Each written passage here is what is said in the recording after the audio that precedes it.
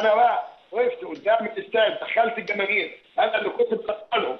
الشرطه لم تطلق طلقه واحده، انا اللي بقول لك طلقه واحده، وده فيلم معمول. طيب كيف مات هؤلاء امام المشرحه فيه 19 جثه او 29 جثه؟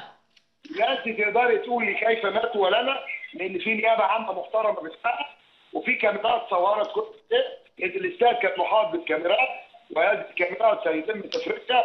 انما احنا مش كل حاجه للاسف الشديد تقولي 67 واحد مات و67 واحد مات.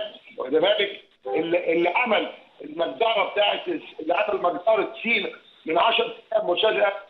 طيب ومجزره بورسعيد، ومن عمل مجزره بورسعيد؟ ايوه، أليس هو المسؤول؟ ألا يمكن أن يكون هو المسؤول بشكل أصح على مجزرة الملعب اليوم؟ مجزرة سيناء تختلف كليا عن مجزرة بورسعيد ومجزرة الملعب اليوم سعادة المستشار. طيب بصي، أنا ما أقدرش أتكلم عن مجزرة بورسعيد لسبب بسيط جدا، إن دي قضية منصوصة أمام القضاء الآن، فما أقدرش أنا راجل قانون وبحترم القانون والقضاء، ويعاقب كل من أذاع أمورا من شأنها التأثير على القضاء. فلو قلت لك دلوقتي إن مجزرة بورسعيد اللي ارتكبها الإخوان المسلمين يبقى أنا بظلم.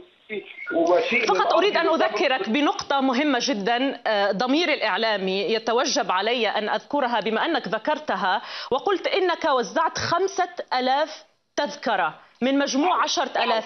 على من وزعتهم سيدي؟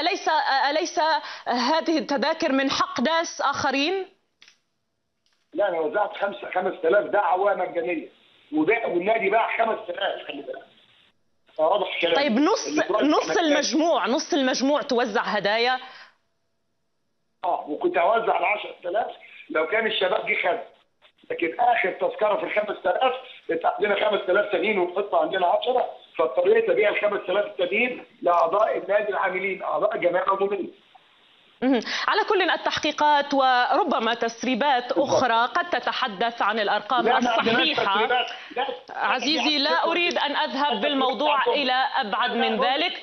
ربما تسريبات أخرى عن القضية. الإعلام لا يخفي شيئا، لا يمكننا أن نخفي شيئا عن الإعلام. شكرا جزيلا سيادة المستشار مرتضى منصور على وجودك معنا في هذه الحلقة.